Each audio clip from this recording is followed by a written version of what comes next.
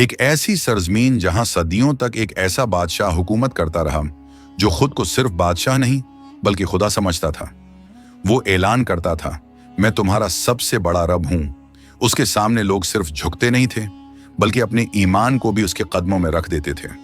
یہ سرزمین مصر تھی، نیل کے کنارے آباد، زرخیز زمین، سونے جیسی فصلیں، بھرے بازار اور بلند و بالا محلات۔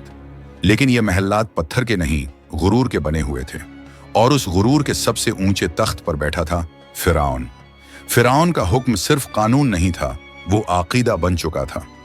لوگ اس کی بات مانتے نہیں تھے، اس پر یقین رکھتے تھے، اور مصر کی فضا اس کے تکبر کے سامنے خاموش تھی۔ اسی مصر میں ایک اور قوم بھی رہتی تھی، بنی اسرائیل۔ یہ وہ لوگ تھے جن کی زندگیاں اندھیروں میں قید تھیں۔ ان کے گھر الگ، لباس الگ اور قسمت الگ تھی۔ انہیں غلام بنا دیا گیا تھا۔ ان کے مرد دن بھر پتھر ڈھوتے، محلات تعمیر کرتے اور شام کو تھکن سے چور زمین پر گر جاتے۔ ان کی عورتوں کو زندہ رکھا جاتا تاکہ غلامی کی زنجیر ٹوٹی نہ رہے۔ فرعون جانتا تھا، کمزور قوم کبھی تخت کو نہیں ہلا سکتی۔ خواب جس نے تاریخ بدل دی۔ ایک رات فرعون نے ایک ایسا خواب دیکھا جس نے اس کی نیند چھین لی۔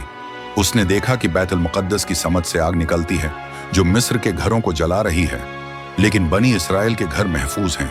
فرعون گھبرا کر جاگ اٹھا۔ یہ پہلی بار تھا جب اس نے خود کو کمزور محسوس کیا۔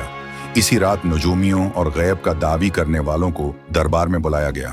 خواب سنایا گیا اور وہ جملہ کہا گیا جس نے تاریخ کا رخ موڑ دیا۔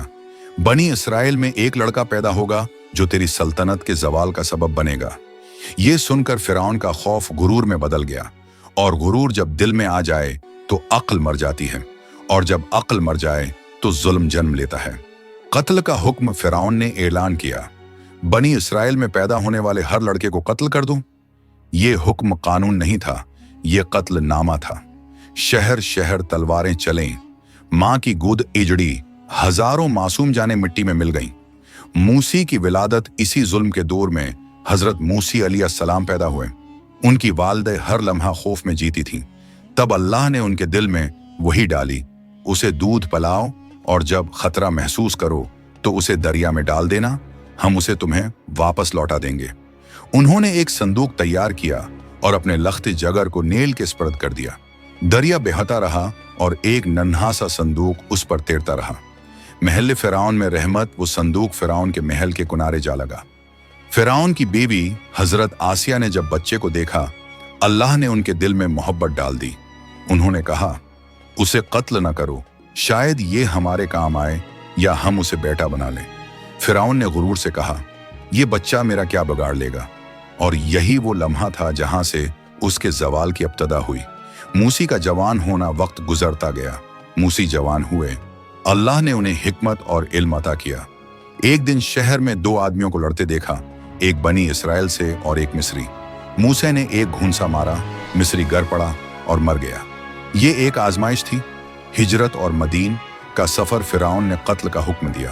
ایک نیک شخص نے خبردار کیا اور موسی شہر چھوڑ کر نکل گئے۔ ریگستان، بھوک، پیاس، تنہائی، صرف ایک دعا، اے میرے رب مجھے ظالموں سے بچا لے۔ آخرکار وہ مدین پہنچے جہاں حضرت شعیب سے ملاقات ہوئی۔ یہاں موسی نے چرواہے کی زندگی گزاری۔ یہی وہ تنہائی تھی جہاں اللہ نبی تیار کرتا ہے۔ نبوت اور فرعون کا انجام کوہ طور پر اللہ نے موسی کو پکارا، نبوت دی، لکڑی کو عصا بنایا اور فرعون کے پاس بھیجا۔ جادوگروں کا مقابلہ ہوا، حق غالب آیا۔ جادوگر سجدے میں گر گئے، فرعون کا غرور اور بڑھ گیا۔ پھر اللہ کے عذاب آئے، طوفان ٹڈیاں جوئیں، مینڈک خون بنا پانی، مگر فرعون نہ مانا۔ سمندر کا معجزہ، آخر بنی اسرائیل کو رات میں نکلنے کا حکم ہوا۔ سمندر سامنے، فرعون پیچھے۔ موسی نے کہا، ہرگز نہیں، میرا رب میرے ساتھ ہے۔ عصا مارا گیا، سمندر دو حصوں میں بٹ گیا، خشک راستہ بن گیا۔